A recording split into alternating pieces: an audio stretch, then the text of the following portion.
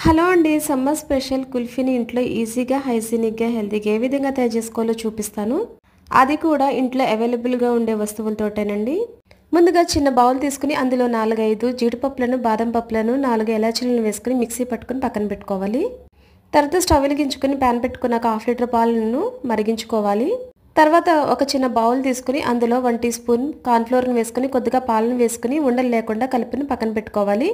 ఒకసారి పాలనేవి మరిగిన తర్వాత బాగా కలుపుకుని ముందుగా మిక్సీ పట్టుకున్న బాదం జీడిపప్పు పౌడర్ను వేసుకుని ఒకసారి బాగా కలుపుకుని పావు కప్పు షుగర్ని వేసి మరొకసారి బాగా కలిపి పెట్టుకున్న కార్న్‌ఫ్లోర్ మిక్చర్ని వేసి కార్న్‌ఫ్లోర్ మిక్సర్ వేసిన తర్వాత పాలు అనేవి చిక్కబడతాయండి.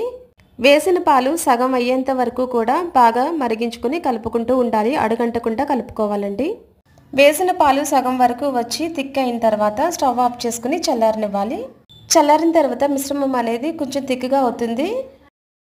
ఒకసారి మిక్సీలో వేసుకుని క్రీమీ స్ట్రక్చర్గా ఉన్న ఈ మిశ్రమాన్ని ఐస్ క్రీమ్ మోల్స్లో కానీ, గ్లాస్లో కానీ, కుల్ఫీ మోల్స్లో కానీ వేసుకుని డీప్ ఫ్రిడ్జ్లో ఓవర్ నైట్ ఉంచాలి. ఓవర్ నైట్ ఉంచిన తర్వాత 2 సెకండ్స్ పాటు వాటర్లో ఉంచి మోల్స్ని రొటేట్ చేసుకుంటూ డీమోల్డ్ చేసుకోవాలి. అంతేనండి, కుల్ఫీ అనేది రెడీ అయింది. డ్రై ఫ్రూట్స్తో గార్నిష్ చేసుకుని సర్వ్ చేసుకుంటే చాలా బాగుంటుంది. ఫుల్ వీడియో లింక్ బిలో ఇచ్చాను. Click the link and watch full video. Thanks for watching. Please subscribe my channel for more videos.